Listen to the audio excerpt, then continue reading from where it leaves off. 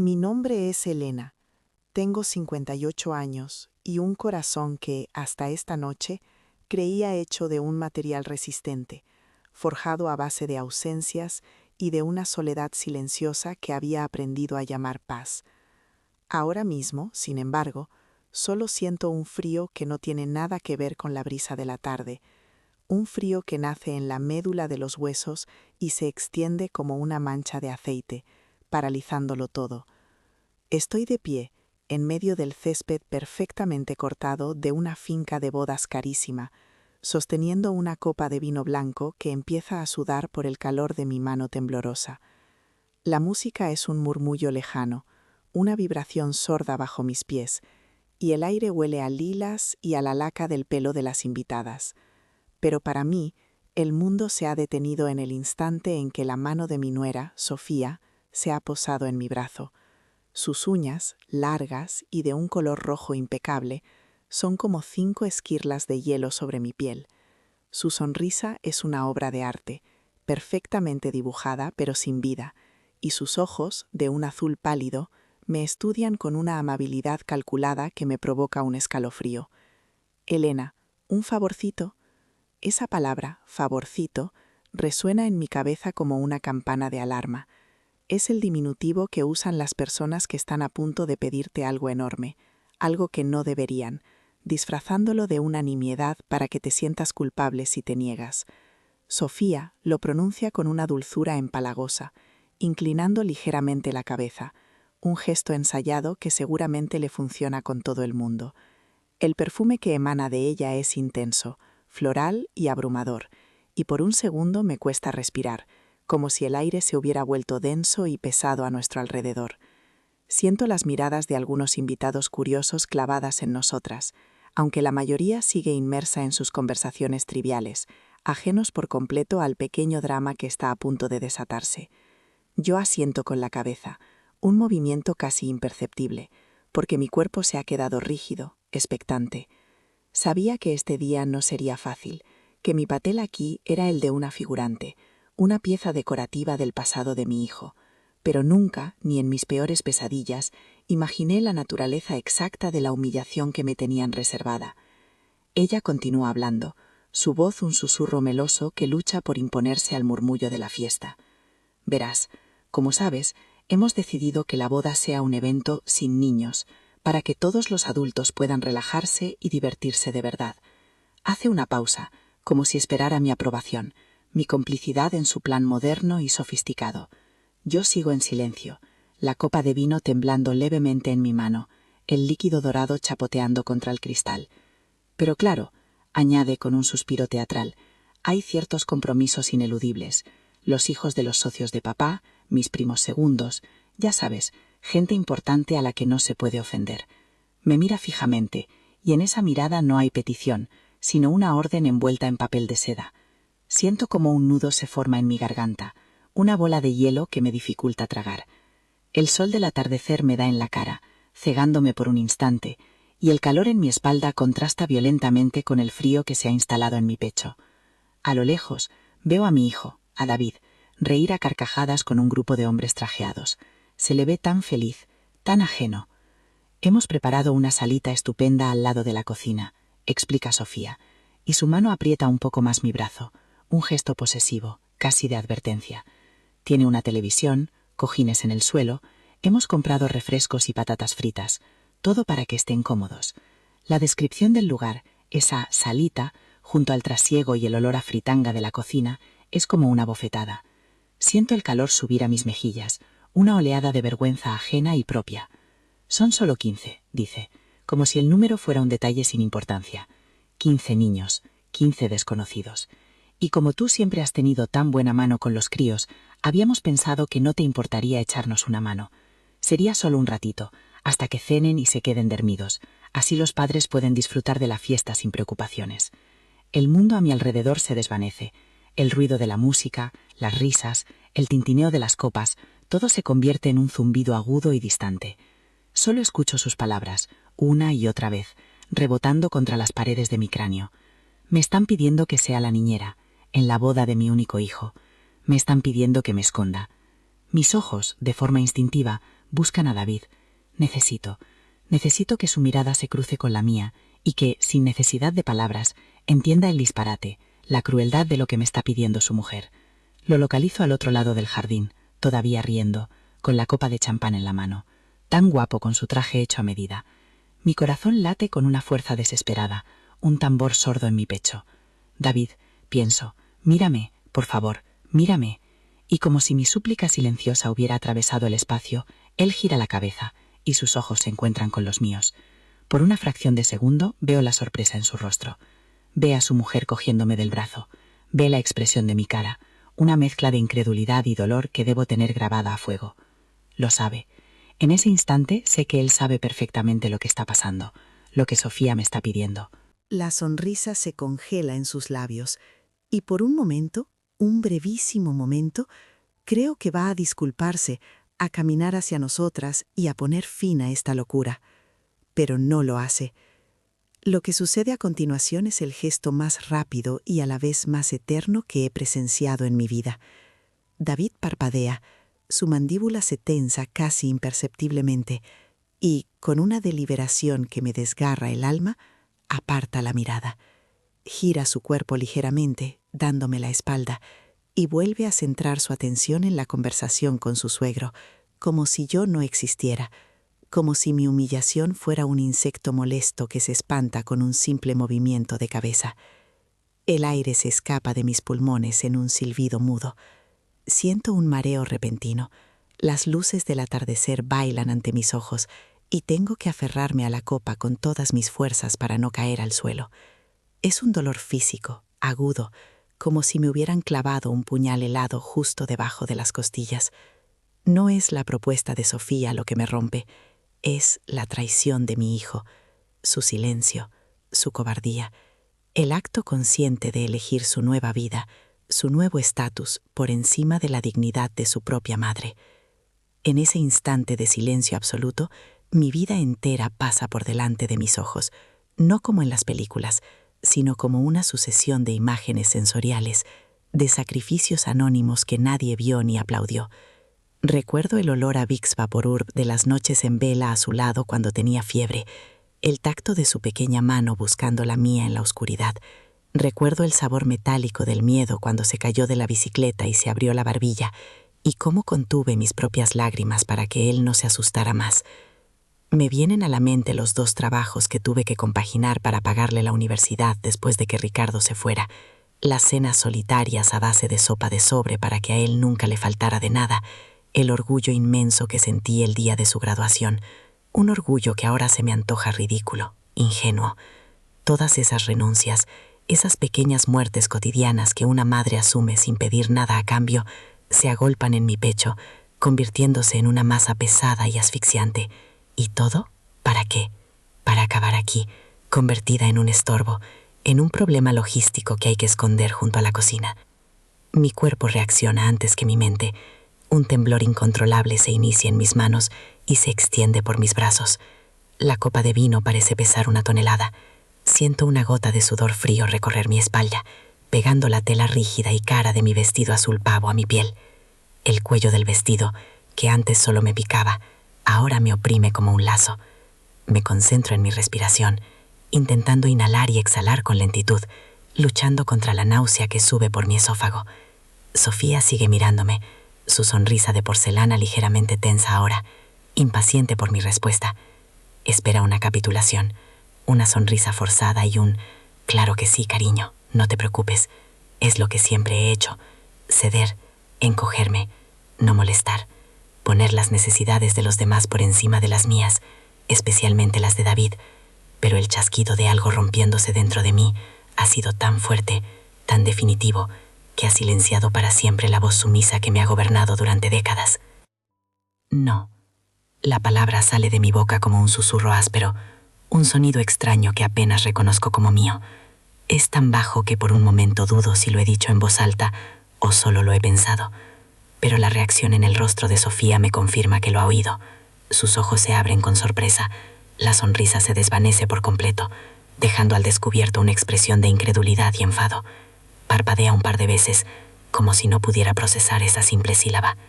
Nadie, y menos yo, Le había dicho que no antes. Su perfecto mundo de planes meticulosos y voluntades sometidas acaba de sufrir una fisura. Siento su mano aflojar la presión en mi brazo, un gesto casi de repulsión. El silencio entre nosotras se vuelve denso, cargado de la tensión de una batalla que acaba de ser declarada sin previo aviso. Por primera vez en toda la noche, siento que ocupo un espacio, que mi presencia tiene peso, un peso incómodo, disruptivo, pero real. ¿Cómo?, pregunta. Su voz ha perdido toda la dulzura y ahora es afilada, cortante. Es una pregunta que no busca aclaración, sino que exige una rectificación inmediata. Quiere que me retracte, que me disculpe por mi osadía, pero yo la miro directamente a los ojos, a esos fríos pozos azules, y encuentro una fuerza que no sabía que poseía, una fuerza nacida de la más profunda de las heridas. He dicho que no, repito, y esta vez mi voz es más firme, más clara, aunque por dentro me sienta como un flan. No voy a cuidar de ningún niño, no soy la niñera, soy la madre del novio. Cada palabra es una piedra que lanzo contra el muro de su arrogancia. Veo un destello de furia en su mirada, la rabia de la niña rica a la que se le niega un capricho. Su rostro se contrae en una mueca de desprecio y está a punto de replicar, de iniciar una escena, pero yo ya no estoy dispuesta a participar en su teatro. La humillación ha terminado. Elena, por favor, no montes un escándalo ahora, empieza a decir en voz baja, lanzando miradas furtivas a su alrededor, preocupada por las apariencias, por el que dirán. Esa frase, esa amenaza velada, es el último empujón que necesitaba. El escándalo no lo estoy montando yo. El escándalo es su falta de empatía, su crueldad vestida de pragmatismo. El escándalo es la complicidad silenciosa de mi hijo. Sin decir una palabra más, me doy la vuelta.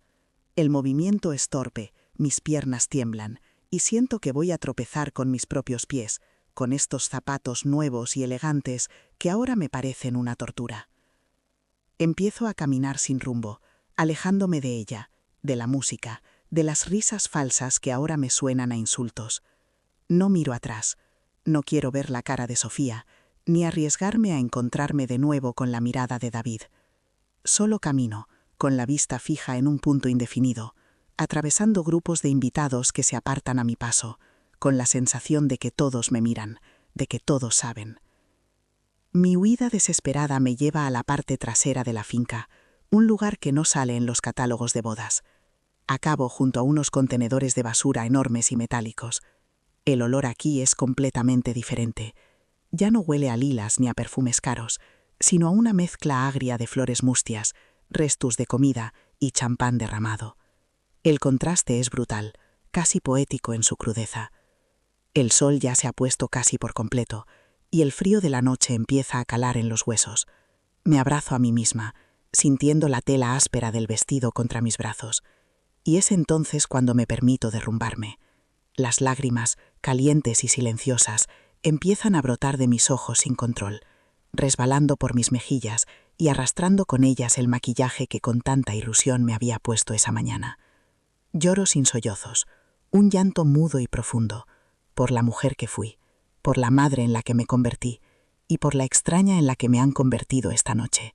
El dolor es tan intenso que me deja sin aire. Me siento en un bordillo de hormigón, sucio y frío, sin importarme si mancho el vestido. La oscuridad me envuelve como un manto protector. Y en esa soledad pienso en cuántas mujeres habrán sentido esto, esta invisibilidad, este ser relegada a un segundo plano, una vez que tu función principal, la de criar, ha terminado.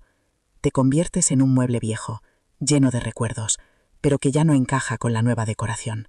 Quizás tú también has vivido algo parecido, esa sensación de que tu valor se ha evaporado, de que tu voz ya no cuenta. Si es así, escríbelo en los comentarios y dime desde dónde estás viendo esta historia, porque en este momento, sentada junto a la basura de la fiesta de mi hijo, me siento la mujer más sola del planeta, y saber que no soy la única, que este dolor tiene eco en otros corazones, es el único consuelo que se me ocurre. Un consuelo amargo, pero un consuelo al fin y al cabo.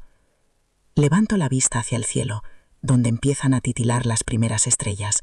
El sonido de la fiesta llega hasta aquí como un eco lejano, una realidad paralela a la que ya no pertenezco. El frío se ha vuelto más intenso. O quizás es el frío de mi alma el que por fin ha conseguido congelarme por completo. Ya no hay lágrimas, solo un vacío inmenso, una calma aterradora que sigue a la devastación. He pasado años definiéndome a través de mi hijo, mi vida orbitando alrededor de la suya, mis alegrías y mis tristezas supeditadas a las suyas. Creía que ese era mi propósito, mi legado. Pero esta noche, con la claridad brutal que solo ofrece el dolor más absoluto, entiendo que ese satélite ha sido expulsado de su órbita para siempre. Fue en ese instante, rodeada del olor a basura y a flores muertas, que comprendí que mi vida ya no me pertenecía. Claro, aquí tienes el texto para el bloque, acto 2, pasado y contexto, siguiendo rigurosamente todas las instrucciones proporcionadas. El frío no empezó esta noche, junto a estos contenedores. Este frío es un viejo conocido, un habitante silencioso que se instaló en mi vida hace 35 años, en la cocina de un piso de alquiler que olía a pintura fresca y a sueños que aún no se habían agriado. Ricardo y yo acabábamos de casarnos. Recuerdo el sol de la mañana entrando por la ventana, dibujando un rectángulo de luz sobre el suelo de terrazo. Yo preparaba café, el aroma llenando el pequeño espacio, y creía con la fe ciega de los 23 años que esa felicidad, esa sencilla coreografía de 2 tazas y un azucarero, era para siempre. Ricardo leía el periódico deportivo, ajeno a mi mirada, y yo pensaba que su silencio era concentración, no el prólogo de una indiferencia que acabaría devorándolo todo. Me aferraba a los pequeños gestos, a la forma en que apartaba un mechón de mi cara, o a la sonrisa fugaz que me dedicaba antes de salir por la puerta, interpretándolos como pruebas de un amor que, en realidad, ya nacía con fisuras. Cuando le dije que estaba embarazada, su reacción no fue la que yo había imaginado 1000 veces. No hubo un abrazo que me levantara en vilo, ni lágrimas de alegría. Hubo un silencio largo, denso, mientras sus ojos se perdían en un punto indefinido de la pared. Luego, una pregunta que me cayó encima como una losa de cemento. ¿Estás segura de que es el mejor momento, Elena? El mejor momento. Como si el amor y la vida pudieran programarse en un calendario. Como si un hijo fuera un proyecto empresarial que requiriera un estudio de mercado. Intenté convencerme de que era solo el miedo, la responsabilidad abrumadora. Pero una parte de mí, la más honesta y dolorosa, supo en ese mismo instante que para él, David no era una bendición, sino una complicación. Un ancla que lo ataría a una vida que ya empezaba a quedársele pequeña. Esa noche, por primera vez, lloré en silencio en la cama, dándole la espalda para que no sintiera el temblor de mis hombros. El embarazo fue un viaje solitario. Ricardo trabajaba hasta tarde, o eso decía él. Sus ausencias se volvieron la norma, sus excusas cada vez más vagas.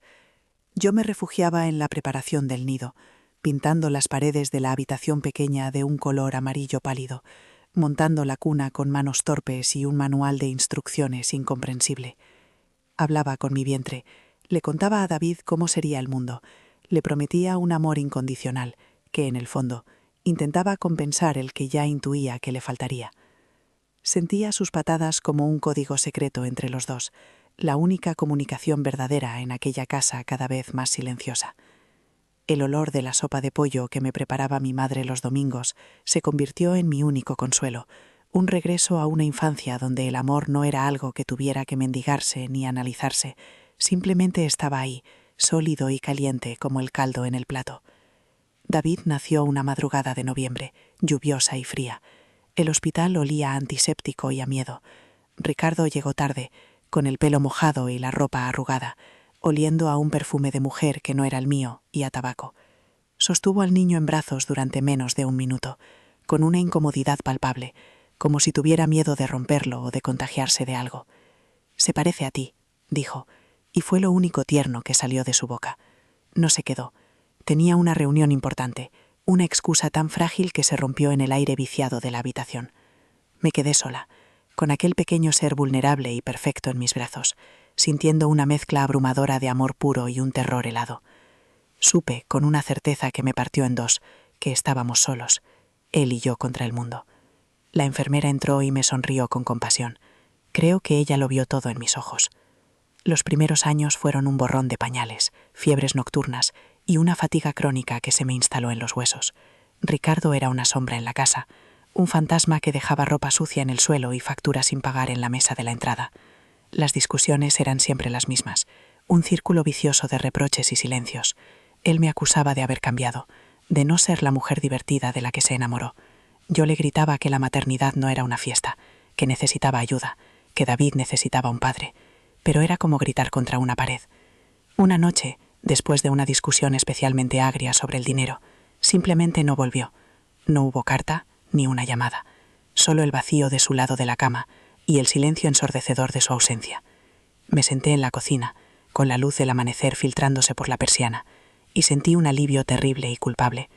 La incertidumbre había terminado. La soledad, al menos, era honesta. El proceso de divorcio fue una lección de humildad y de burocracia cruel.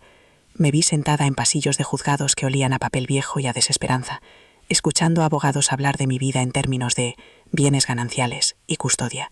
Ricardo luchó por no pasar una pensión alimenticia digna, alegando que su negocio iba mal, mientras yo sabía por terceros que se había comprado un coche nuevo. Firmé papeles que apenas entendía, con la mano temblorosa y un nudo en la garganta que no me dejaba ni respirar. Solo quería terminar, pasar página, proteger a David de aquella sordidez. El día que salí del juzgado con la sentencia definitiva, no sentí liberación. Sentí el peso abrumador de ser, oficialmente, la única responsable del futuro de mi hijo.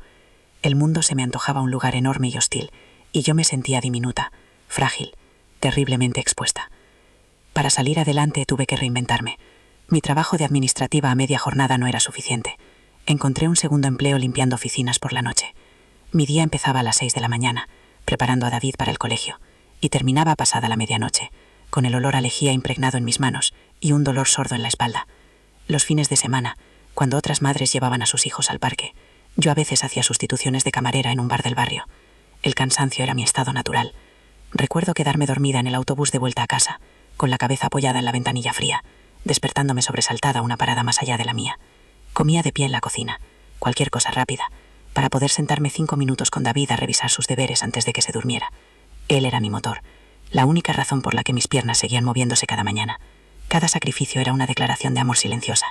Le compraba a él las zapatillas de marca que quería, aunque yo llevara los mismos zapatos durante 3 inviernos, con las suelas cada vez más finas. Su plato siempre estaba lleno de carne o pescado, mientras que el mío muchas veces solo contenía arroz blanco y un huevo frito. Renuncié a tener día social, a salir con las pocas amigas que me quedaban, porque el dinero de una cena o de una entrada de cine era el dinero para su excursión del colegio o para sus clases de guitarra. Nunca me quejé. Creía firmemente que mi deber como madre era anularme, convertirme en un vehículo para sus sueños y necesidades.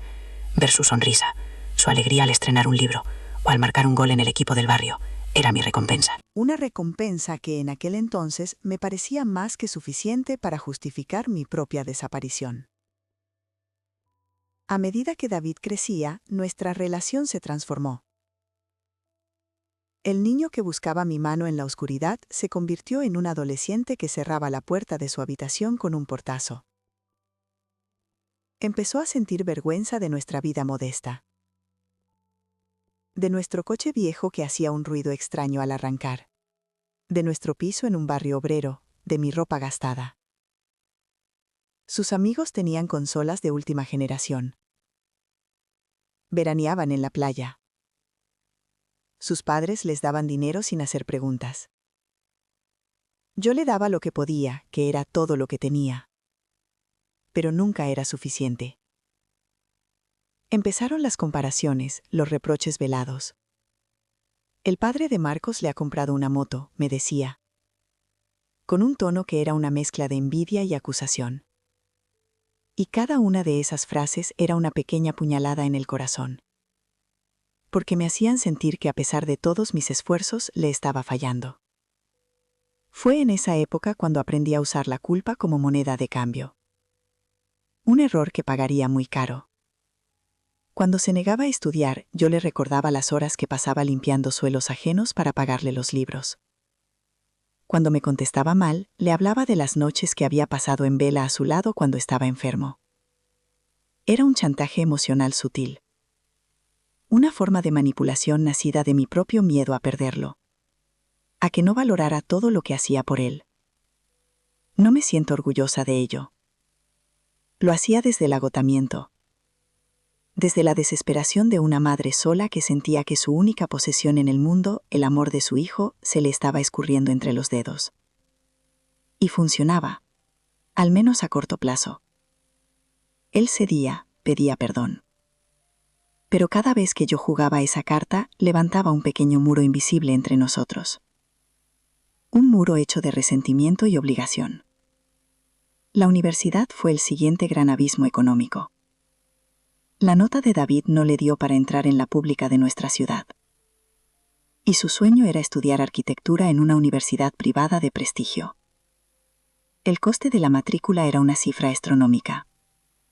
Algo completamente fuera de mi alcance. Durante semanas no dormí, dando vueltas en la cama, haciendo números que nunca cuadraban. Miraba a mi hijo, sus ojos llenos de una ilusión que yo no me sentía con derecho a romper. Fui al banco a pedir un préstamo personal. El director me miró por encima de sus gafas con lástima y me lo denegó por falta de avales. Sentí la humillación como un calor intenso en la cara. Salí de allí sintiéndome una fracasada, una inútil. Esa noche David no me habló. Se encerró en su cuarto y el silencio que venía de allí era más ruidoso que cualquier grito. Fue entonces cuando tomé la decisión más drástica de mi vida. Puse a la venta el piso. El piso que había comprado con el dinero de la herencia de mis padres. El único patrimonio que tenía. Las únicas paredes que sentía verdaderamente mías. Era el hogar donde David había dado sus primeros pasos. Donde habíamos celebrado sus cumpleaños con tartas caseras y globos de colores. Cada rincón guardaba un recuerdo.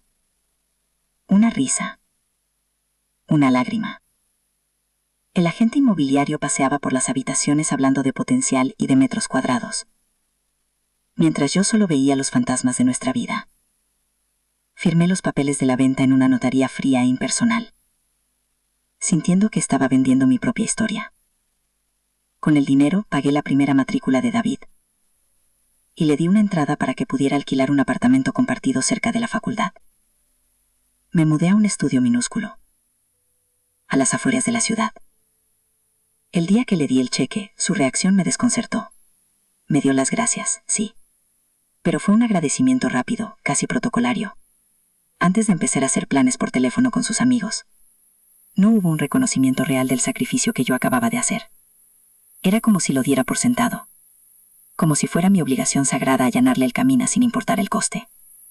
Esa noche, sentada en el suelo de mi nuevo estudio vacío, rodeada de cajas de cartón, me sentí profundamente sola. El eco de mis propios movimientos en el espacio desnudo era la banda sonora de mi nueva realidad. Me di cuenta de que al darle a mi hijo las alas para volar, yo me había quedado sin nido. Pero me convencí a mí misma, una vez más, de que era lo correcto. De que su felicidad futura era la única inversión que importaba. Conoció a Sofía en el segundo año de carrera. La primera vez que me la presentó, lo hizo en una cafetería del centro. Un lugar neutral. Como si tuviera miedo de que su mundo y el mío colisionaran. Sofía era guapa. De eso no cabía duda. Llevaba un bolso que probablemente costaba más que mi alquiler de 3 meses. Y hablaba con una seguridad en sí misma que rozaba la arrogancia. Me analizó de arriba abajo con una sonrisa que no llegó a sus ojos azules y fríos. Intenté ser amable. Preguntarle por sus estudios. Por su familia. Sus respuestas eran monosílabos. Su atención estaba puesta en su teléfono móvil. David, a mi lado, parecía nervioso. Ansioso por la aprobación de ella. Reía de sus chistes sin gracia. Y la miraba con una adoración que a mí nunca me había dedicado. Me sentí como una extraña. Una reliquia de un pasado incómodo que él estaba deseando dejar atrás. A partir de ese momento, mis visitas a su apartamento se espaciaron. Siempre había una excusa. Sofía y él tenían que estudiar. Tenían un compromiso con los padres de ella. Estaban cansados. Las llamadas se hicieron más cortas. Yo le preguntaba por sus clases, por su salud. Él me respondía con prisas, con un «Estoy bien, mamá, todo bien», que era una clara invitación a terminar la conversación. Empecé a enterarme de su vida a través de las fotos que ella colgaba en las redes sociales. Viajes a la nieve, cenas en restaurantes carísimos, fines de semana en la casa de campo de sus padres. Un mundo de lujo y de ocio del que yo no formaba parte. Veía a mi hijo sonreír en esas fotos y una parte de mí se alegraba por él, pero otra, más grande y más oscura, Sentía una punzada de dolor, de exclusión. Yo le había dado el mundo y él me había dejado fuera. La manipulación de Sofía era una obra de arte, sutil y letal. Nunca me atacó directamente. Su método era el de la exclusión amable. Organizaba comidas familiares a las que yo no era invitada, alegando que eran cosas de su familia y no quería aburrirme. Cuando David sugería que pasáramos la Navidad juntos, ella siempre tenía un plan mejor, un viaje exótico ya reservado. Y lo envolvía todo en un lenguaje de preocupación por mí. «Tu madre trabaja tanto, David, dejémosla descansar», le decía, convirtiendo mi ausencia en un acto de consideración. Y mi hijo, ciego de amor o simplemente cobarde, se lo permitía. Aceptaba sus excusas, me las transmitía por teléfono con una voz que sonaba falsa, y yo, para no crearle un problema, para no ser la suegra difícil, asentía y decía que no pasaba nada, que lo entendía. El día que me llamaron para anunciarme su compromiso, mi corazón dio un vuelo de alegría, seguido inmediatamente por una sensación de aprensión. Sofía tomó las riendas de la llamada, describiendo con todo lujo de detalles sus planes para una boda por todo lo alto en una finca exclusiva. Hablaba de listas de invitados, de diseñadores de vestidos, de menús de degustación. Yo escuchaba en silencio, al otro lado de la línea, desde la cocina de mi pequeño estudio. Cuando por fin pude hablar, le pregunté si podía ayudar en algo, en los preparativos, en lo que fuera. Hubo una pausa, y luego la risa condescendiente de Sofía. «No te preocupes por nada, Elena, lo tenemos todo controlado. Tú solo tienes que venir y estar guapa». La frase, aparentemente amable, era una bofetada. Me estaban relegando, una vez más, al papel de invitada, una figurante en la vida de mi propio hijo. Unos meses antes de la boda, David me llamó. Su voz sonaba extraña, una mezcla de vergüenza y determinación. Me dijo que él y Sofía habían encontrado la casa de sus sueños, pero que el banco les pedía una entrada más grande de la que tenían. Hubo un silencio largo, y yo supe lo que venía a continuación. El dinero que me quedaba de la venta de mi piso, mis ahorros de toda la vida, los que guardaba en una cuenta a plazo fijo para mi jubilación, para no ser una carga para nadie el día de mañana. Me lo pidió. No directamente, claro. Lo disfrazó de una sugerencia, de una posibilidad. Habíamos pensado que quizás, si a ti no te supone mucho problema. Mi primer impulso fue gritar, decirle que ya le había dado todo, que no me quedaba nada más. Pero la voz de mi hijo al otro lado, suplicante y pequeña, desarmó todas mis defensas. Me quedé en silencio durante lo que me pareció una eternidad, escuchando el latido de mi propio corazón en mis oídos. Podía oír su respiración nerviosa al otro lado de la línea, esperando mi veredicto. Pasaron por mi mente imágenes de mi vejez, la incertidumbre, el miedo a la enfermedad, a la soledad sin recursos. Pero luego vi su cara, la cara del niño al que le había prometido proteger siempre, la cara del joven arquitecto lleno de sueños, y como siempre, él ganó. Mi amor por él, o quizás mi incapacidad para decirle que no, fue más fuerte que mi instinto de supervivencia. «Claro que sí, hijo», le dije, con una voz que sonaba sorprendentemente firme. «No te preocupes, lo arreglaremos». Colgué el teléfono y me quedé mirando la pared, sintiendo un vacío helado expandirse en mi pecho. Acababa de firmar mi sentencia. Al día siguiente fui al banco, la misma sucursal donde años atrás me habían negado un préstamo. La empleada, una chica joven con las uñas perfectamente pintadas, me explicó las penalizaciones por cancelar el depósito antes de tiempo. Asentí a todo sin apenas escuchar. Mi mente estaba en otra parte. Firmé los documentos necesarios, mi mano moviéndose de forma automática. El traspaso del dinero a la cuenta de David fue instantáneo. Un simple clic en un ordenador y los ahorros de toda una vida de trabajo y renuncias desaparecieron de mi extracto bancario. Salí del banco a la calle. El sol de mediodía me cegó por un instante. Me sentía ligera, extrañamente vacía, como si me hubieran extirpado un órgano vital sin anestesia. Caminé sin rumbo durante horas, sin ser consciente de a dónde me llevaban mis pies. Pocas semanas después me invitaron a ver la casa que habían comprado. Era una vivienda espectacular, un chalet adosado en una urbanización de lujo con jardín y pista comunitaria. Sofía me hizo un tour, señalando con orgullo la cocina de diseño, los baños de mármol, el futuro cuarto del bebé. Yo caminaba por las habitaciones vacías, mi voz sonando hueca en el espacio inmenso. David me seguía a unos pasos de distancia, en silencio, sin atreverse a mirarme a los ojos. Sofía hablaba sin parar de la decoración, de los muebles que iba a comprar, de las fiestas que darían en el jardín. Yo solo podía pensar en mi pequeño estudio, en las paredes que necesitaba pintar, en la persiana rota que no tenía dinero para arreglar. Me sentía como una turista en la vida que yo misma había financiado. Antes de irme, David me acompañó hasta la puerta. Fue la única vez que estuvimos a solas. Se metió la mano en el bolsillo y sacó un juego de llaves. «Toma, mamá, para que puedas venir cuando quieras», me dijo en voz baja, casi un susurro, mientras me las ponía en la mano. Las llaves estaban frías y pesaban. Las miré, brillantes y nuevas, la llave de una vida que no era la mía, de un hogar donde sabía que nunca sería bienvenida de verdad. En ese momento, él levantó la vista y nuestros ojos se encontraron. Vi en los suyos una sombra de culpa, un destello de la persona que fue, pero desapareció tan rápido como había llegado, reemplazado por una determinación fría, la de alguien que ha hecho una elección y está decidido a vivir con ella. Asentí, forcé una sonrisa que me dolió en los músculos de la cara y me guardé las llaves en el bolso. La ceremonia de la boda civil se celebró en el ayuntamiento un viernes por la mañana. Fue un trámite rápido, con solo los padres y los testigos. Yo estaba allí, sentada en un banco de madera pulida, con mi vestido azul pavo que me había costado una fortuna y que ahora me apretaba en el cuello. Vi a mi hijo darle el sí quiero a Sofía. Vi cómo se besaban mientras el padre de ella, un hombre importante con un traje caro, aplaudía con entusiasmo. Yo aplaudí también, un gesto mecánico, mientras sentía como algo dentro de mí se resquebrajaba un poco más. Tras la ceremonia, la familia de Sofía se fue a celebrar a un restaurante de lujo. A mí me dijeron que no me preocuparan, que la verdadera celebración sería al día siguiente, en la gran fiesta de la finca. David me dio un beso rápido en la mejilla, un beso que olía al champán caro que acababan de beber, y se fue con ellos. Esa noche no pude dormir.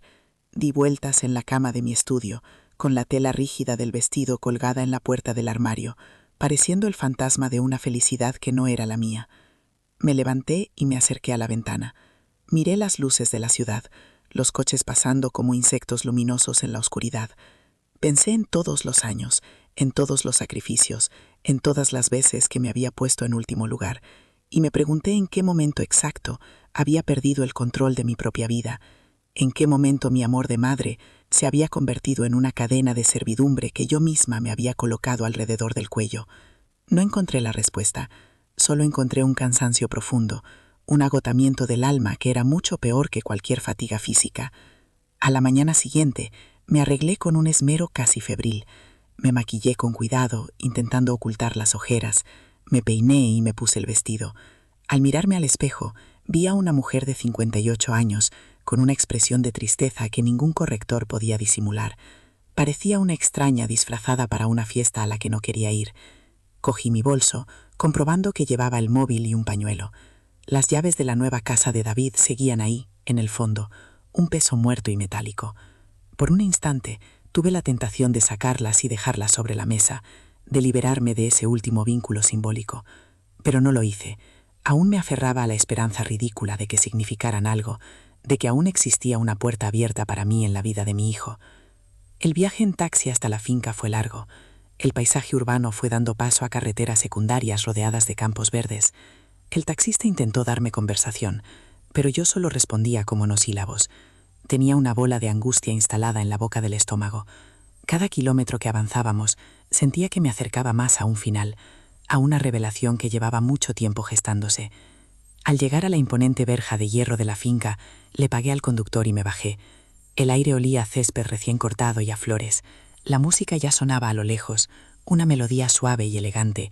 Respiré hondo, intentando calmar el temblor de mis manos, y empecé a caminar por el sendero de grava hacia la fiesta, hacia la humillación que, sin saberlo, me estaba esperando. Mi vida, hasta ese momento, había sido un largo y silencioso acto de entrega. Había entregado mi juventud, mi energía, mi dinero, mis sueños. Lo había empaquetado todo cuidadosamente y se lo había ofrecido a mi hijo en una bandeja de plata, esperando a cambio no gratitud, ni siquiera reconocimiento, sino simplemente un lugar, un pequeño lugar a su lado, un rincón cálido en su nueva vida. Pero mientras caminaba hacia esas risas y esa música, una certeza fría empezó a abrirse paso en mi mente. No había lugar para mí. Mi función había terminado el día que firmé aquel traspaso en el banco. Me había vaciado por completo para llenarle a él, y ahora no era más que una cáscara vacía, un recordatorio incómodo de un pasado de dificultades que ellos querían olvidar. Y la prueba definitiva de esa verdad la encontré al final de ese camino, en la mano fría de Sofía sobre mi brazo y en la mirada esquiva de mi hijo. Todo lo que vino después, sus palabras, su petición, su traición silenciosa, no fue el principio de nada, fue simplemente la confirmación, la manifestación final y brutal de una verdad que llevaba años creciendo en la sombra. Para ellos, yo ya no era una madre, sino un problema a gestionar. Un mueble viejo que desentona con la decoración nueva y que hay que esconder en el trastero, junto a la cocina. Y el símbolo de toda esa entrega, de toda esa pérdida, no era una carta ni una maleta. Eran esas llaves inútiles que aún pesaban en mi bolso, las llaves de una casa que había pagado con mi vida y a la que nunca podría llamar hogar. El frío del hormigón se filtra a través de la tela cara de mi vestido, un frío honesto y real que contrasta con la calidez artificial de la fiesta que he dejado atrás. Me abrazo las rodillas, encogida junto a los contenedores, y el olor agrio a basura se mezcla con el perfume de mi propio maquillaje corrido por las lágrimas. Cada lágrima que cae es un recuerdo, una renuncia, un pequeño trozo de mí que regalé sin pensar que un día me haría falta. El sonido de mi propia respiración, entrecortada y temblorosa, es lo único que rompe el silencio de esta parte olvidada de la finca. Miro mis manos, rojas por el frío y la tensión, y ya no las reconozco. Son las manos de una extraña, las manos que mecieron una cuna, que curaron heridas, que firmaron un traspaso bancario que era en realidad un acta de rendición. Y en este momento, rodeada de los despojos de una celebración que no es la mía, comprendo que el dolor más grande no es que te hieran, sino darte cuenta de que tú misma les entregaste el cuchillo, una y otra vez, creyendo que era un acto de amor. Un crujido de grava a mis espaldas me hace sobresaltar. Mi cuerpo entero se tensa, convirtiéndose en un nudo de músculos doloridos. Por un instante, una esperanza estúpida y tenaz, esa mala hierba que nunca muere del todo, florece en mi pecho. Es David, viene a buscarme, a pedirme perdón, a decirme que todo ha sido un terrible malentendido. Me quedo inmóvil, sin atreverme a girar la cabeza, conteniendo la respiración. El sonido de los pasos se acerca, lentos, vacilantes. No son los pasos de un hombre arrepentido que corre a consolar a su madre. Son los pasos cautelosos de alguien que se adentra en territorio enemigo, de alguien que viene a desactivar una bomba antes de que explote y le arruine la fiesta. El silencio se alarga y puedo sentir su presencia detrás de mí, su sombra proyectándose sobre mi espalda encogida. El aire se vuelve denso, pesado, cargado con todas las palabras que nunca nos dijimos y con la brutalidad de las que acababan de pronunciarse. El corazón me martillea en los oídos, un tambor sordo que marca el compás de la siguiente decepción. «Mamá, ¿qué haces aquí?» Su voz es un susurro tenso, casi un reproche. No hay ni rastro de cariño, solo la preocupación de un anfitrión cuyo evento está en peligro. «Levanta, por favor, te vas a manchar el vestido. La gente empezará a preguntar dónde estás». Esa frase, esa estúpida y superficial preocupación por el vestido, por el que dirán, es como echar sal en una herida abierta. Me giro lentamente. Mis movimientos son torpes, como los de una anciana. Lo miro. La luz de una farola lejana ilumina su rostro, y por primera vez en mucho tiempo lo veo de verdad. No veo al niño de mis recuerdos, ni al joven lleno de sueños. Veo a un hombre asustado, a un extraño con mi misma sangre, cuya principal preocupación ahora mismo es que su madre no arruine la foto perfecta de su boda. Sus ojos, esos ojos que una vez me miraron con adoración, ahora me esquivan, incapaces de sostener la verdad de lo que me han hecho. Está aquí, sí, pero no ha venido a rescatarme, ha venido a controlarme. Un torrente de imágenes inunda mi mente, una avalancha de recuerdos que me deja sin aire. Lo veo de niño, con la rodilla ensangrentada, buscando mis brazos como único refugio. Lo veo en su graduación, lanzando el birrete al aire, y mi orgullo era tan grande que sentía que el pecho me iba a estallar. Recuerdo el olor a café de las madrugadas que pasé ayudándole a estudiar, el peso de su cabeza en mi regazo cuando se quedaba dormido en el sofá, agotado. Todos esos momentos que yo había atesorado como reliquias sagradas se presentan ahora ante mí como las pruebas de un juicio en el que yo soy la única acusada, culpable de haber amado demasiado, de haberme anulado hasta convertirme en un fantasma conveniente. Y él, el juez, ni siquiera tiene el valor de mirarme a la cara mientras dicta la sentencia.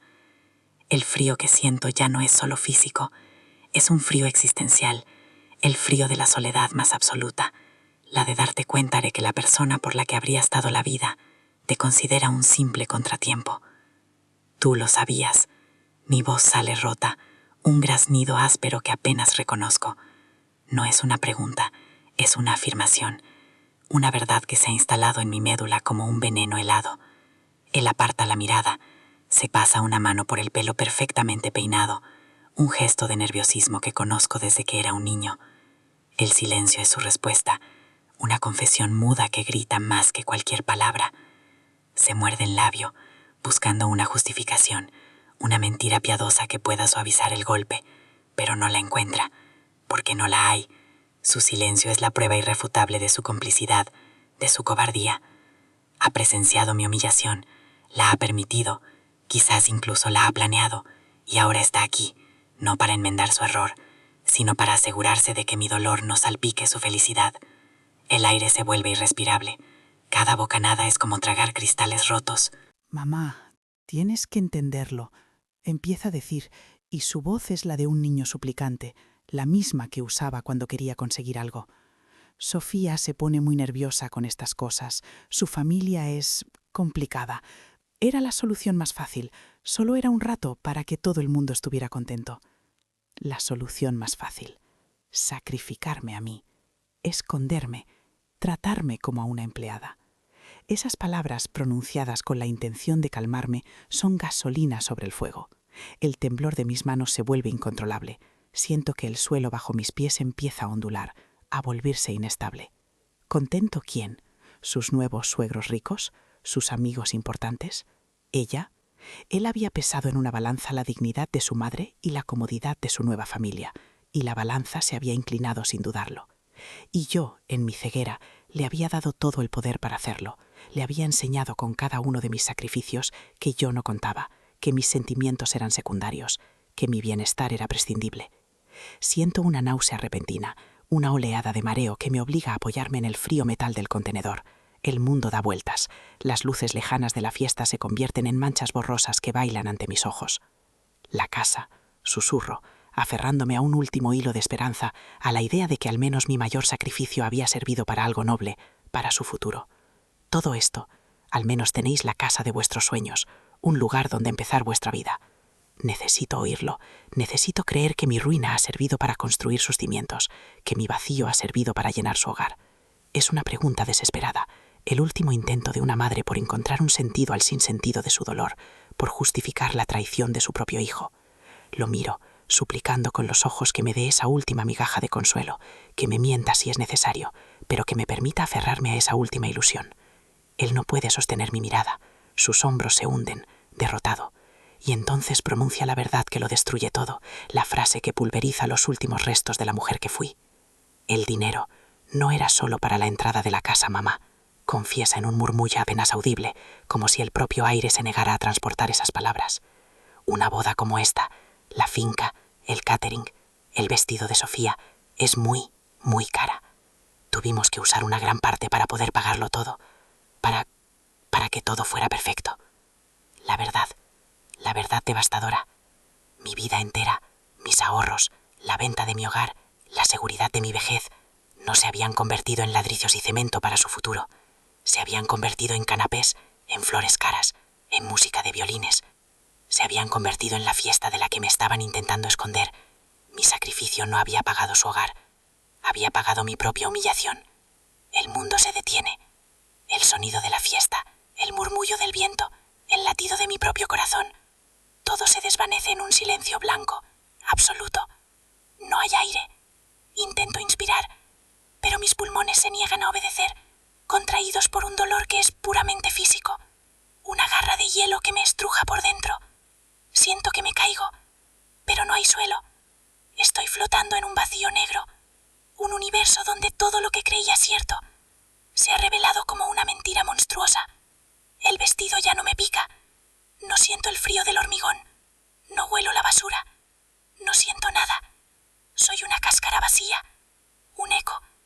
El colapso no es ruidoso. No hay gritos ni llantos. Es un derrumbe silencioso, interno. La implosión de un edificio que se creía sólido y que resulta estar construido sobre cimientos de arena. He sido la arquitecta, la obrera y la financiadora de mi propia destrucción. Si esta verdad te ha tocado de alguna forma, deja un like ahora. Este simple gesto demuestra que este dolor no se ha vivido en soledad, porque en ese instante de aniquilación total, en ese silencio ensordecedor, me sentí la única habitante de un planeta de dolor. Saber que esta sensación de que tu amor y tu sacrificio han sido utilizados como simple combustible para la vanidad de otros tiene un eco en algún lugar, es la única luz en esta oscuridad infinita. Es el recordatorio de que esta herida, aunque parezca única, es una cicatriz compartida por muchos corazones que, como el mío, lo dieron todo y se quedaron con las manos vacías y el alma rota. Es un pequeño gesto que dice: te veo, te entiendo, no estás sola en esto. Y entonces, en el fondo de ese abismo, algo sucede. El dolor es tan puro, tan absoluto, que quema todas las impurezas. Quema la esperanza, quema la negación, quema la estúpida necesidad de ser amada a cualquier precio. Y cuando las llamas se extinguen, lo único que queda es una calma fría y cristalina, una claridad aterradora. Levanto la cabeza y miro a David. Ya no veo a mi hijo, veo a un hombre débil, egoísta, que ha tomado sus decisiones, y yo ya no soy su madre en el sentido en que lo era hace 10 minutos. Ya no siento la necesidad de protegerlo, de justificarlo, de perdonarlo. El cordón umbilical, ese que creía de acero, se ha disuelto en el ácido de su confesión. Por primera vez en mi vida, el pozo de mi amor por él se ha secado, y en su lugar no hay odio, solo hay un desierto. Con una lentitud que me sorprende a mí misma, abro el bolso. Mis movimientos son deliberados, serenos. Ya no tiemblo. Mis dedos, torpes hace un momento, se mueven con una precisión inusitada. Ignoran el pañuelo arrugado, el monedero viejo, el teléfono móvil. Buscan un objeto concreto, un peso muerto en el fondo. Mis dedos se cierran alrededor del metal frío de las llaves. Las saco. El juego de llaves de la casa que yo pagué y que nunca sentiré como un hogar. Brillan bajo la luz pálida de la farola, un símbolo perfecto de mi estupidez, de la transacción en la que entregué mi vida a cambio de un acceso que en realidad me estaba vedado. Las sostengo en la palma de mi mano, sintiendo su peso, el peso de mi propia cadena, y por primera vez me siento con fuerzas para romperla. Sostengo las llaves frente a él, en el espacio que nos separa. No digo nada, solo lo miro a los ojos. Ahora soy yo la que sostiene la mirada, y es él quien la aparta, incapaz de soportar el reflejo de sí mismo que ve en mis pupilas. En mis ojos ya no hay súplica, ni dolor, ni rabia. Solo hay un vacío inmenso, el vacío de un amor que ha muerto. Él mira las llaves como si quemaran, como si fueran la prueba material de su traición. Entiende perfectamente lo que significan. No es un castigo, no es una rabieta, es un final. Es la devolución de la última pieza de un puzzle que ya no quiero formar parte. Es mi renuncia oficial a seguir jugando un papel que no he elegido en una obra que no he escrito. Es mi primer acto de dignidad en décadas. Quédatelas. Mi voz es tranquila, firme, sin un ápice de emoción. Suena como la voz de otra persona. Ya no las necesito. Doy un paso adelante y se las pongo en la mano. Su piel está fría y húmeda. Cierra los dedos sobre ellas con un movimiento torpe, como si le acabara de entregar un escorpión. No espero su respuesta, no hay nada más que decir. Me doy la vuelta y empiezo a caminar, alejándome de él, de los contenedores, del eco de una fiesta que ya me es completamente ajena. Camino con la espalda recta, sintiendo el aire frío de la noche en mi rostro. Cada paso es una liberación. No sé a dónde voy, pero sé, con una certeza absoluta, que por primera vez en 35 años estoy caminando hacia mí misma. La paz que empiezo a sentir no es felicidad, es algo mucho más profundo. Es el silencio que queda cuando por fin dejas de pedir amor donde no lo hay. Mi paseo no tiene destino. Mis pies se mueven sobre la grava del camino de servicio y el crujido de las piedras bajo mis tacones es el único sonido real en un mundo que se ha vuelto sordo y distante. Camino con la espalda recta, una postura que no siento mía, como si un titiritero invisible estuviera tirando de unos hilos que yo creía cortados hace mucho. El aire frío de la noche me golpea la cara, secando las últimas lágrimas y dejando una tirantez en mi piel, un rastro de sal y de rímel corrido. No siento frío, ni pena, ni rabia. Lo que siento es una ligereza extraña, casi vertiginosa. Es la levedad de quien ha soltado un lastre que llevaba cargando toda una vida sin ser plenamente consciente de su peso. Cada paso me aleja del epicentro de mi dolor, de la música que ahora suena a burla, de la imagen congelada de mi hijo con unas llaves inútiles en su mano temblorosa. Por primera vez en décadas, no estoy caminando para servir, para cuidar, para llegar a tiempo a algún sitio por el bien de otro. Estoy simplemente caminando, y en esa acción tan simple, tan primigenia, encuentro el primer atisbo de una libertad que me asusta y me seduce a partes iguales. De repente me detengo, en medio de la oscuridad, bajo un roble centenario cuyas ramas se recortan contra un cielo que empieza a poblarse de estrellas. Una idea me atraviesa como un relámpago. Irme no es suficiente. Mi marcha silenciosa será interpretada como un arrebato, una rabieta de suegra despechada. Mañana o en una semana, David me llamará con una disculpa ensayada, Sofía me enviará flores, y esperarán que yo, como siempre, trague, perdone y vuelva a mi rincón asignado. La herida se cerrará en falso, dejando el veneno dentro, enquistado para siempre.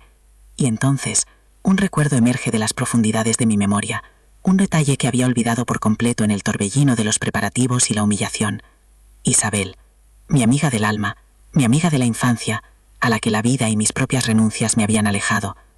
Recuerdo una conversación de hace años, en un café, donde me contó entre risas que había invertido los ahorros de su vida en comprar una finca para bodas en las afueras.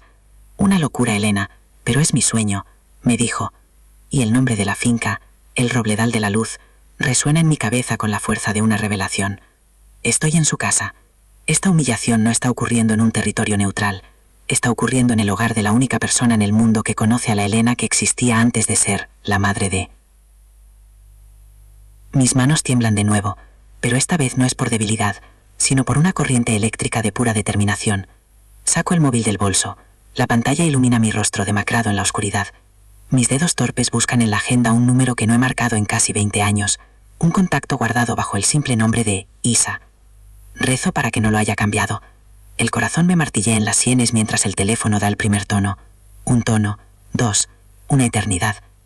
Justo cuando estoy a punto de colgar, de rendirme a la idea de que estoy sola en esto, oigo su voz, un poco más grave por los años, pero inconfundible.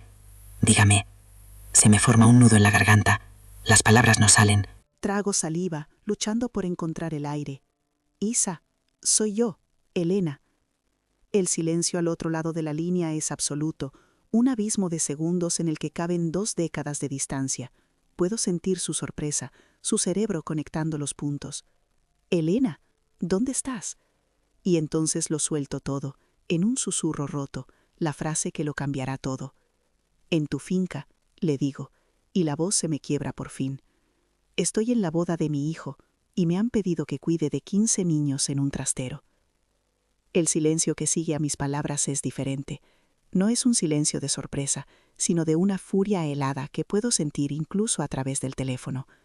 Es el silencio de una leona a la que acaban de tocar a una de sus crías. No hay preguntas, no hay dudas. Hay una comprensión instantánea, una conexión que trasciende el tiempo y la distancia. No te muevas de ahí. Llevas un vestido azul, ¿verdad?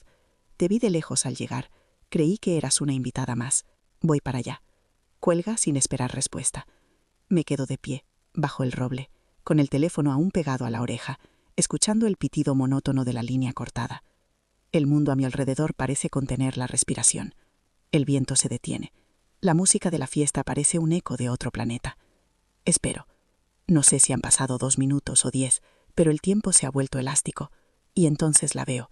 Una figura alta y decidida, caminando con paso firme por el sendero de grava, su pelo canoso recogido en un moño elegante brillando bajo la luz de las farolas. Isabel. Ha envejecido, como yo, pero en sus ojos arde el mismo fuego que recordaba de cuando éramos niñas y nos enfrentábamos juntas a los matones del patio del colegio. Cuando llega a mi altura no dice nada, solo me mira, y en esa mirada lo veo todo, el cariño intacto, la rabia por la injusticia, la validación de mi dolor. No hay compasión, no hay lástima, hay una solidaridad feroz, inquebrantable. Me coge del brazo, y su mano, a diferencia de la de Sofía, es cálida y firme. Su tacto no es una posesión, es un ancla. Vamos, es lo único que dice, y empezamos a caminar de vuelta hacia la fiesta.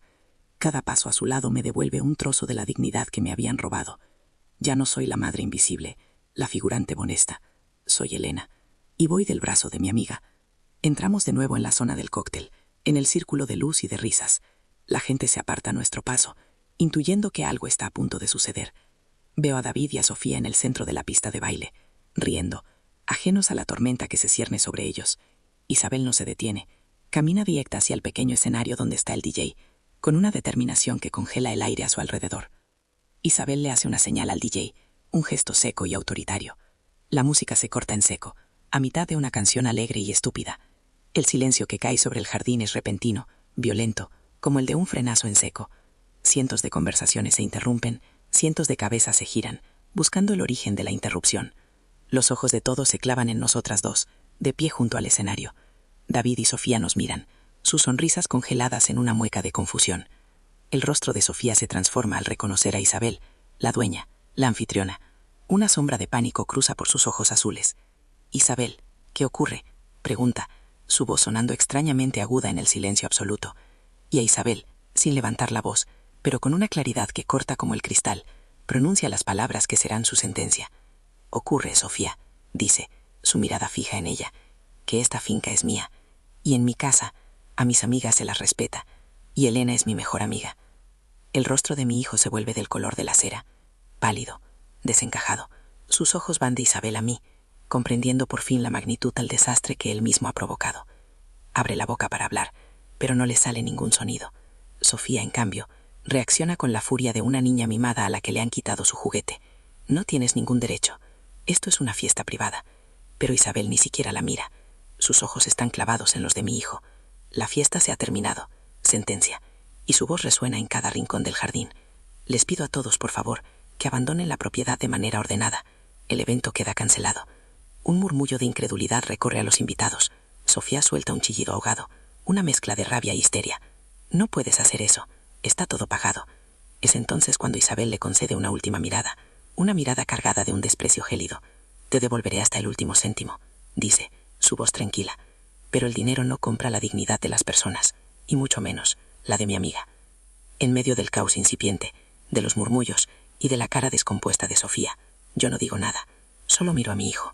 Lo miro directamente a los ojos, y por primera vez en toda la noche, quizás en años, él me sostiene la mirada, y en sus ojos ya no veo al hombre asustado y cobarde de hace un rato junto a los contenedores. Veo algo mucho peor. Veo la vergüenza en estado puro, la miseria desnuda de un hombre que se ve reflejado en los ojos de su madre, y no le gusta, en absoluto, la imagen que le devuelven. Ve el resultado final de todas sus pequeñas claudicaciones, de todas sus cobardías, de haber elegido siempre el camino fácil. Ve la ruina moral que ha construido con el dinero de mi vida. «Mamá, yo lo siento», balbucea, y su disculpa es tan pequeña, tan patética, tan insuficiente, que se pierde en el aire antes de llegar a mí. Y entonces, con una calma que no sabía que poseía, pronuncio las 2 únicas palabras que importan, las que cierran el libro de nuestra historia. «Adiós, David». Me doy la vuelta sin esperar respuesta. No hay nada más que añadir. Isabel me pasa un brazo por los hombros, un gesto de protección y de victoria silenciosa, y empezamos a caminar. Nos abrimos paso entre los invitados atónitos, que se apartan como si el mar se abriera ante nosotras. Dejamos atrás el desastre, la cara de furia de Sofía, la humillación pública de su familia, la figura encogida de mi hijo, solo en medio de la pista de baile de su boda cancelada. No miro atrás. Por primera vez, no siento la necesidad de mirar atrás para asegurarme de que está bien. Su bienestar ha dejado de ser mi responsabilidad. Al cruzar la gran verja de hierro de la finca, siento como si estuviera atravesando una membrana invisible, dejando atrás una vida y entrando en otra completamente nueva. El aire de la noche, fuera de los muros de la finca, es limpio y fresco. Ya no huele a perfume caro ni a flores cortadas a la fuerza. Huele a tierra mojada, a pino, a libertad. Isabel me lleva a su coche, aparcado a la sombra de unos árboles. El silencio dentro del vehículo es cómodo, sanador. No necesitamos palabras. Ella arranca el motor y empezamos a alejarnos por la carretera oscura, las luces de la finca haciéndose cada vez más pequeñas en el retrovisor hasta desaparecer por completo.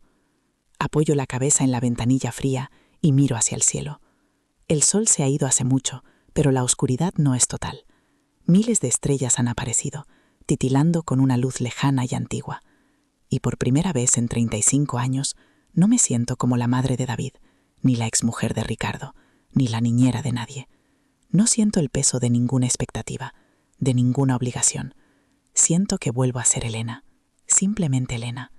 Y en la quietud de esa noche, en el suave ronroneo del motor del coche que me aleja de mi antigua vida, comprendo que esa paz, esa sencilla y abrumadora recuperación de mi propio nombre, es más que suficiente. Es el único hogar que necesito. Claro, aquí tienes el texto para el bloque Acto 5, Epílogo y Reflexión, siguiendo rigurosamente todas las instrucciones proporcionadas. 3. Ha pasado un año desde aquella noche. Mientras te hablo, estoy sentada en el pequeño balcón de mi estudio, ese que antes me parecía una jaula y que ahora siento como mi santuario. El sol de la mañana me calienta la cara y tengo entre las manos una taza de café. No de té, porque el café me sabe a comienzos, a un nuevo despertar. A mis pies, unas macetas de geranios y lavanda que he aprendido a cuidar con una paciencia que no sabía que tenía. El aire huele a tierra húmeda y a la promesa de un día tranquilo. Ya no hay un nudo en mi estómago, ni un temblor en mis manos. Hay una calma que al principio me asustaba, porque la confundía con el vacío. Pero no es vacío, es espacio. Espacio para mí, para mis pensamientos, para respirar hondo sin que el aire me duela en los pulmones. A veces, el recuerdo de aquel vestido azul pavo me cruza la mente, no como una herida, sino como la piel que muda una serpiente, la prueba de una versión de mí que tuve que dejar atrás para poder seguir viviendo. David llamó, por supuesto, unas semanas después de la boda cancelada. Su voz al otro lado del teléfono era la de un niño perdido, llena de una disculpa torpe y autoindulgente. Esperaba gritos, reproches, un drama que le permitiera sentirse víctima de la situación, pero no se los di. Le escuché en silencio, dejando que sus excusas se ahogaran en mi calma. Y cuando terminó, le dije con una voz que no reconocía como mía, tan serena y tan firme: David, te quiero porque eres mi hijo, pero ya no me gustas como persona. Necesito tiempo para sanar lo que tú y tu mujer rompisteis. Cuando estés preparado para entender de verdad lo que hiciste, sin excusas, quizás podamos volver a hablar. No he vuelto a saber de él. A veces, por la noche, una punzada de dolor me recuerda que he perdido a mi hijo, pero luego, la paz que siento al despertar cada mañana me confirma que en realidad me he recuperado a mí misma. Y ese, créeme, ha sido el mejor negocio de mi vida. El dinero, nunca lo recuperé. El cheque que Isabel le devolvió a Sofía cubría los gastos de la finca, nada más. Mis ahorros, el valor de mi antiguo hogar, se evaporaron en esa fiesta de vanidad. Durante las primeras semanas, la angustia económica me despertaba de madrugada con el corazón desbocado. ¿Cómo iba a sobrevivir? ¿Qué sería de mí en el futuro? Pero entonces, algo cambió. Comprendí que el precio de mi libertad había sido precisamente ese dinero. Cada euro que perdí fue un eslabón roto de la cadena de servidumbre que yo misma me había forjado. Aprendí a vivir con menos, a encontrar la alegría en las cosas que no se compran. Un paseo al atardecer, una conversación con una vecina, el sabor de un tomate cultivado por mí en una maceta. Y descubrí que la verdadera riqueza no está en una cuenta bancaria, sino en la tranquilidad de poder mirarte al espejo cada mañana y reconocer a la mujer que te devuelve la mirada, sin sentir vergüenza ni pena por ella. Mi amistad con Isabel ha sido el ancla en esta tormenta. Volver a encontrarla fue como encontrar una parte de mí que creía perdida para siempre. Nos vemos cada semana. A veces vamos al cine, Otras simplemente nos sentamos en un banco del parque a charlar durante horas, como cuando éramos niñas. Con ella no necesito fingir. Conoce mis cicatrices porque vio las primeras heridas. Me recuerda quién era yo antes de que el mundo me convenciera de que mi valor dependía de cuánto me sacrificaba por los demás. Me ha enseñado a reír de nuevo, una risa que sale del fondo del estómago, no una risa educada y social. Su lealtad aquella noche no fue un acto de salvación. Nos vemos cada semana. A veces vamos al cine.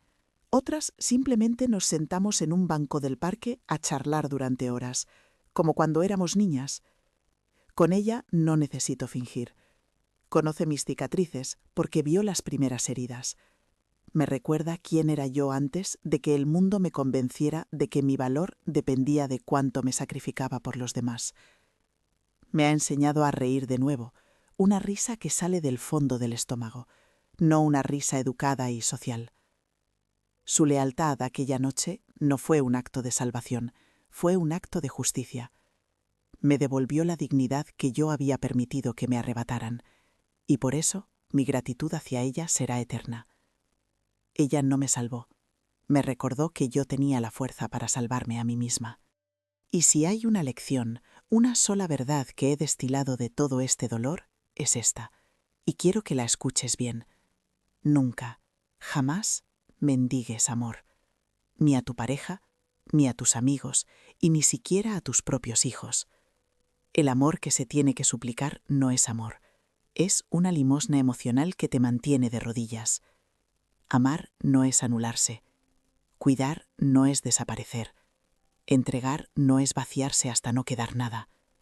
Durante años, creí que ser una buena madre significaba poner las necesidades de mi hijo por encima de las mías, siempre. Y al hacerlo, le enseñé que mis necesidades no importaban. Le enseñé que yo era un recurso inagotable, un servicio a su disposición. El amor verdadero, el amor sano, se construye entre iguales, en el respeto mutuo. Y para que te respeten, primero tienes que respetarte tú. Tienes que trazar una línea en la arena y decir, hasta aquí. Mi dignidad no es negociable. He tenido que redefinir lo que significa ser madre a mis 59 años. Ya no soy la cuidadora, la proveedora, la solucionadora de problemas. Ahora mi papel es otro, uno más silencioso y mucho más difícil. Ser el faro de mi propia vida. Un faro no persigue a los barcos para salvarlos, se mantiene firme en su sitio, emitiendo su luz, y son los barcos los que deciden si usan esa luz para guiarse. Quizás algún día el barco de mi hijo decida virar su rumbo y buscar la luz de mi faro. Si eso ocurre, me encontrará aquí, sólida, en paz, dispuesta a iluminar su camino, pero no a navegar por él. Y si no lo hace, mi luz seguirá brillando, para mí, para iluminar mi propio camino, mis propias noches, mis propias alegrías, porque he comprendido que la luz más importante que una madre puede dar a un hijo es la de su propio ejemplo de autorrespeto y amor propio. Mi vida ahora es pequeña, pero es mía. He empezado a dar clases de apoyo de lengua y literatura a niños del barrio en el centro cívico. El dinero es poco, pero la risa de esos críos al entender por fin una metáfora o al escribir su primer poema me llena de una manera que ningún cheque podría hacerlo. He vuelto a leer, a devorar libros como cuando era joven, a viajar a otros mundos desde el sofá de mi estudio. He descubierto que me encanta la jardinería, el milagro de ver brotar una semilla por el simple hecho de darle agua, luz y cariño. Son placeres sencillos, casi invisibles para el mundo, pero para mí son los cimientos de mi nuevo hogar, un hogar que no tiene paredes de ladrillo, sino que está construido dentro de mí, un hogar del que nadie, nunca más, podrá echarme ni pedirme que me esconda en el trastero. Esta historia que te he contado nació aquí, en este rincón de España, pero sé que el lenguaje del dolor y de la esperanza es universal. Sé que en algún lugar, quizás muy lejos de aquí, hay otra mujer sintiendo que se ha vuelto invisible, que su amor se da por sentado. Por eso me gustaría pedirte algo. Ahora cuéntame, ¿desde qué ciudad o país me estás viendo? Quiero saber hasta dónde ha llegado esta historia. Quiero sentir que no estamos solas, que nuestras experiencias, aunque separadas por miles de kilómetros, tejen una red invisible de comprensión y de fuerza. Saber que mis palabras han cruzado un océano o una montaña para llegar hasta ti es la prueba de que las historias importan, de que nos conectan y nos recuerdan que somos parte de algo mucho más grande que nuestro propio dolor. Si sentiste que esta historia te habló directamente, si una de mis palabras resonó en una herida tuya, te pido que hagas algo con esa emoción. Compártela con alguien que necesite escuchar esto hoy. Quizás una amiga, tu hermana, tu madre, una compañera de trabajo. A veces no sabemos el peso que llevan los demás en silencio. Tú puedes ser el puente de este mensaje hacia otra vida. Puedes ser la Isabel de otra Elena. Un simple gesto, un he pensado en ti al escuchar esto, puede ser el principio de una revolución para alguien que cree que su batalla está perdida. No subestimes nunca el poder de una historia compartida, porque puede ser la llave que abra una jaula que ni siquiera sabíamos que existía. Y antes de despedirme, una última cosa. En mi historia, el dinero fue el arma que usaron para intentar borrarme, para comprar mi silencio y mi dignidad, pero fracasaron. Fracasaron porque, al final del camino, descubrí que el amor propio, la amistad verdadera y la paz interior son tesoros que no se pueden tasar. Son la única riqueza que nos llevamos. Por eso, te pido que me dejes una señal de que estás de acuerdo. Dejad un corazoncito si creéis que el amor es más poderoso que cualquier riqueza. Y si quieres seguir escuchando cómo la vida, a pesar de las cicatrices, siempre nos ofrece una nueva página en blanco, suscríbanse para más historias de segundas oportunidades. Porque la mía, te lo aseguro, no ha hecho más que empezar.